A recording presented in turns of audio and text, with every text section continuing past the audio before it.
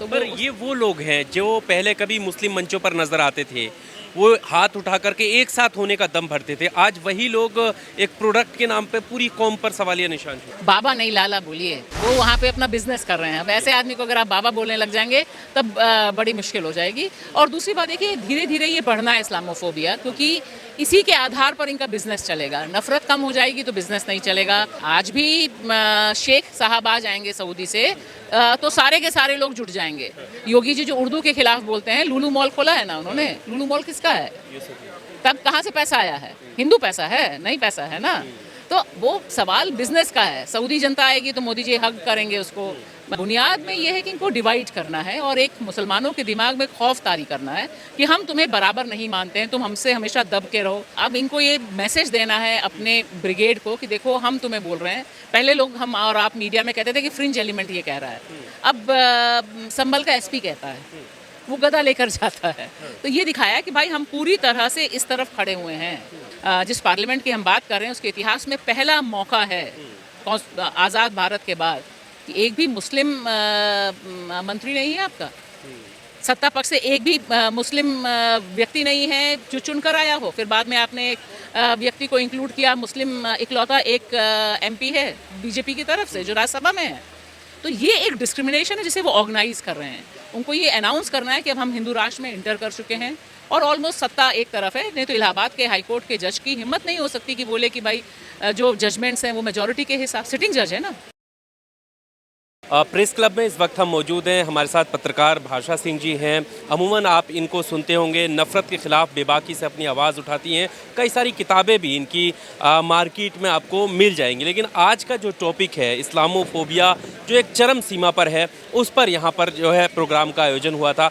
Ma'am, किस तरह से देखती हैं अभी धीरे धीरे जिस तरह के बयान आए हैं? अभी हाल ही में बाबा रामदेव का एक बयान आता है, वो तो शरबत जिहाद तक का जिक्र, क्योंकि अभी हमने बहुत सारे, मैं करेक्ट कर दूं, बाबा नहीं लाला बोलिए, वो वहाँ पे अपना बिजनेस कर रहे हैं। अब ऐसे आदमी को अगर आप बाबा बोलने लग जाएंगे तब बड़ी मुश्किल हो जाएगी। और दूसरी बात देखिए, धीरे धीरे ये बढ़ना है इस्लामोफोबिया, क्योंकि इसी के आधार पर इनका बिजनेस चलेगा। नफरत कम हो जाएगी तो बिजनेस नहीं चलेगा।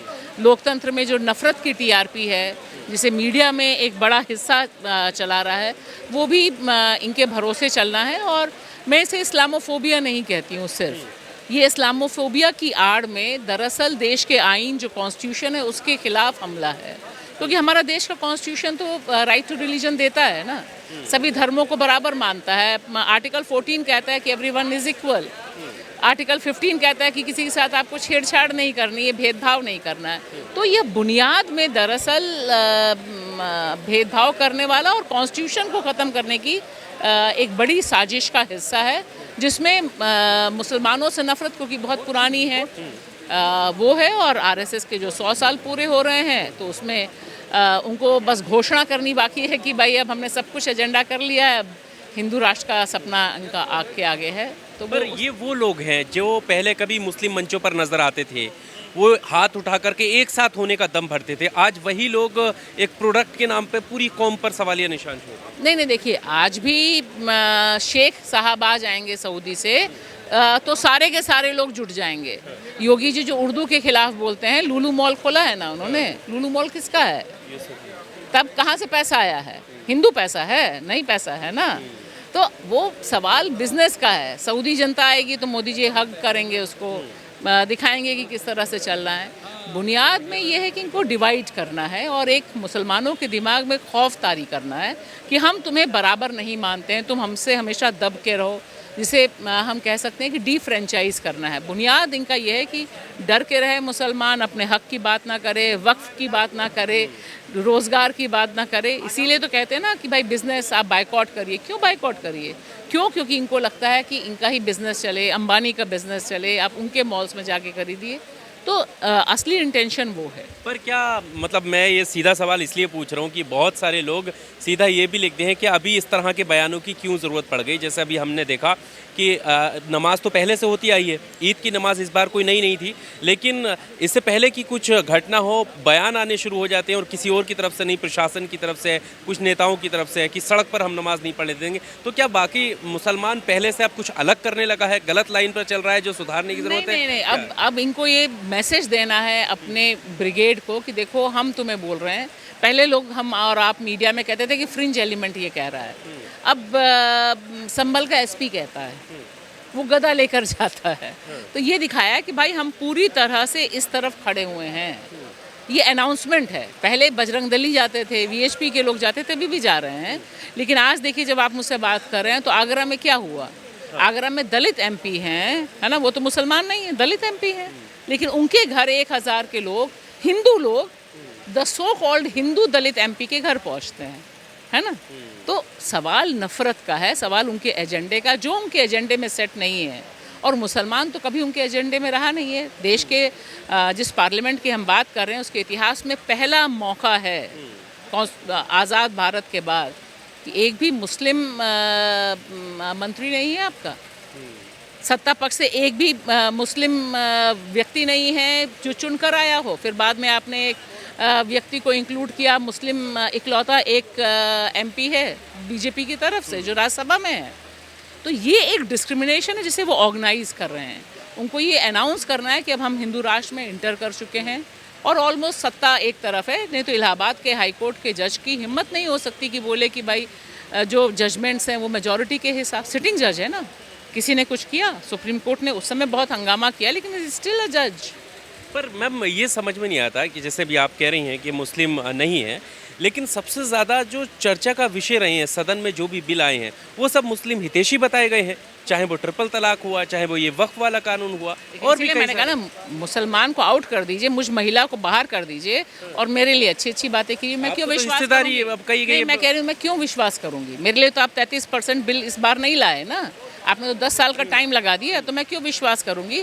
दूसरी बात है कि जैसे किसानों ने कहा ना, किसान जानता है कि उसके लिए भला क्या है, वैसे ही देश का मुसलमान जानता है उसके लिए भला क्या है। मोदी जी पे कौन भरोसा करेगा जिसका छोटा भाई बागेश्वर धाम वाला हो, जो बोले कि छोटा भाई हूँ और वो बोले कि मैं हिंदू गांव बसा रहा हूँ और यहाँ पे कोई मुसलमान नहीं होगा, तो उस पर कौन भरोसा करेगा? उस पर कोई मुसलमान भरोसा करेगा? बन तो गया। जो लोग ये कह रहे थे, चैलेंज दे रहे थे कि आप हिंदू राष्ट्र बनाने की बात करो, एक हिंदू गांव बनाकर दिखाओ, उन्होंने कर दिया काम। अभी तो मैं कह रही हूँ, तो इसीलिए तो कह रही हूँ कि आप जो कह रहे हैं कि मोदी जी ये कह रहे हैं, लेकिन मोदी जी के कहने पे कैसे विश्वास होगा? उनका छोटा भाई तो बागेश्वर धाम है, तो हम क्या ही कह सकते हैं। तो अब उस हिंदू गांव में कौन सा संविधान चलेगा? मतलब कुछ अलग चलेगा या देखिए बिजनेस चलेगा, बिजनेस चलेगा, बिजनेस? बागेश्वर धाम का बिजनेस चल रहा है, चमक रहा है, और वो एक लीडर के तौर पे एस्टैब्लिश है। लोगों में होड़ लगी है, कौन ज़्यादा पागलपन कर। एक आखिरी सवाल में थोड़ा आगे एक आखिरी सवाल ये कि जिस तरीके से ये नफरत का दौर आगे बढ़ रहा है और कोई बयानबाजी कम नहीं हुई है,